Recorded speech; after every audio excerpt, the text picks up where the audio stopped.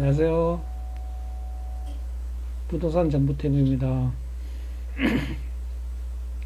오늘은 하자 담보 책임에 대해서 알아보겠습니다.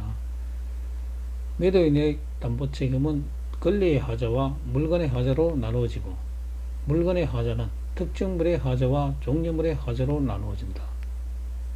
중개 현장에서 주로 특정물의 하자에 관한 것입니다.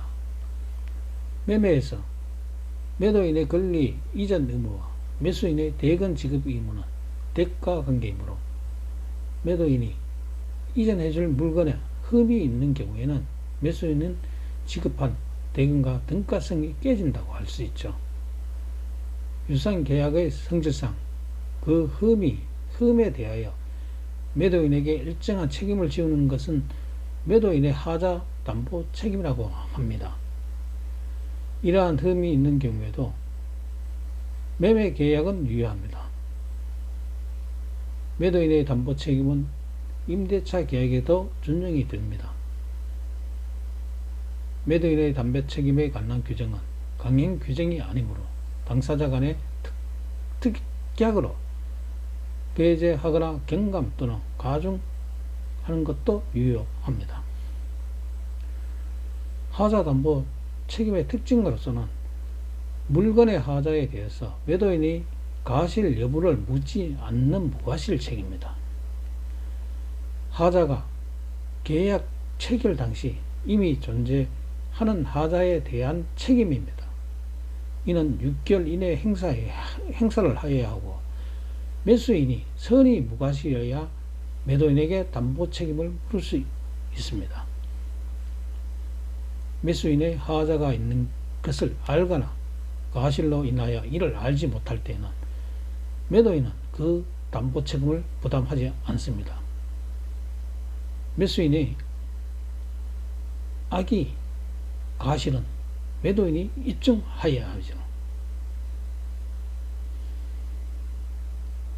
어느 정도의 흠이 하자에 해당하는가는 합의가 있을 때는 그 합의에 따르고, 합의가 없을 때는 거래 통상 물건의 객관적 기준에 따른다고 할 수 있죠.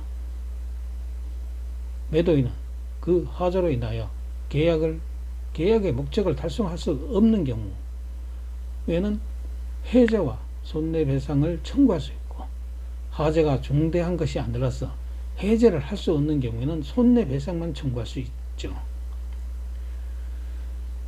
매수인은 그 사실을 안 날로부터 6개월 이내에 행사해야 한다는 것이고, 소멸시효가 완성되었을 때는 그 손해배상 청구권이 소멸하는 것입니다.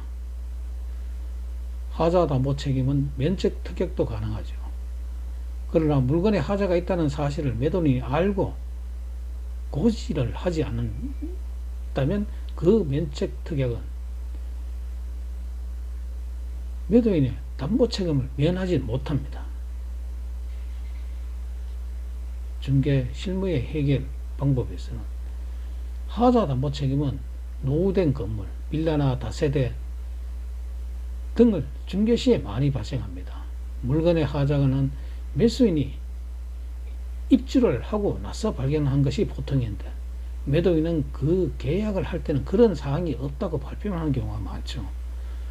매도인에게 하자 담보 책임을 묻기 위해서는 계약 성립 당시 하자임을 매수인이 입증하여야 하는데, 그것은 매우 어려운 일입니다. 그리하여 공인중개사는 장차 책임을 면하기 위해서라도 중개 대상물 확인 설명서를 정확히 작성을 하고 현장 방문 시에는 꼼꼼하게 살펴보아야 합니다.